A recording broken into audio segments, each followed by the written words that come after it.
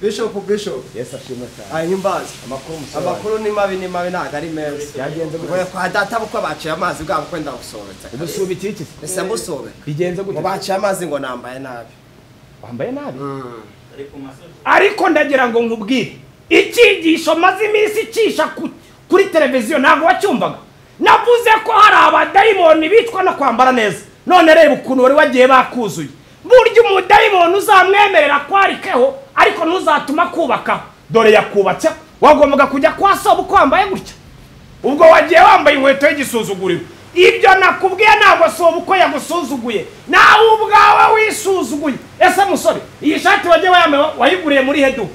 Nayiguriye mu iduka hari hepfo Nyabugogo. Ubwo ni bya bindi mutoragura mu bazunguza. Iyo nkweto wayiguriye? Yavuye hanze. Rero ngwino. Yavuye hanze.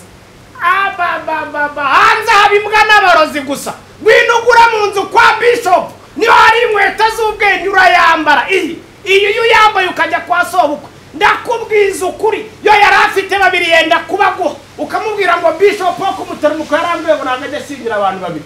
Mwese narababwiye yuko hano kwa Bishop kumuteramuko acuruza inkweto z'ubwenge. Inkweto wambara abadayimoni bagapfa. Bugira ngo bagapfa. Ndakubwiza ukuri hari umudayimoni utitwa no kwiyiriza ubusa, hari umudayimoni utitwa no kubyina, hari n'umudayimoni utitwa no gusenga, witwa no kwambara neza. Mvugira ngo kwambara neza. Ubu nanjye namwishe, mvugira ngo namwishe. Ndakubwiza ukuri yambwiriza hari amavuta bamanuka. Vugira ngo amanuka kubera uburyo mba nambaye. Narababwiye ngo aya mavuta nuko kwica abazimu ntago nabyihererana. Narababwiye ngo mbacururiza inkweto nziza mvuye mu ivugabutumwa. Mbacururiza bitaraba ku mafaranga make cyane. Iyo urayambara umuzima agapfa, uwo ngura mu Kristo wanjye huye nawe kwa se uko bakamusuzugura. Uwo nguwo umwicisha kwambara neza. Yindi utayikeneye ngo n'izindi z'ubwenge. Hari yindi wambara mvugira ngo wambara iyo hasi. Wayambara ugashira yo bitasuna, ipantaro bitasuna ukabugaragara neza. Nimba ushaka kwiyambara ukica umuzimu, ngwina kumuteremuko ugura na Bishop.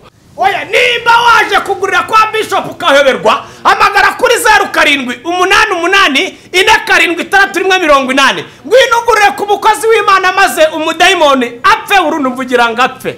Oh haleluya, umudayimoni mvugira ngo arapfuye.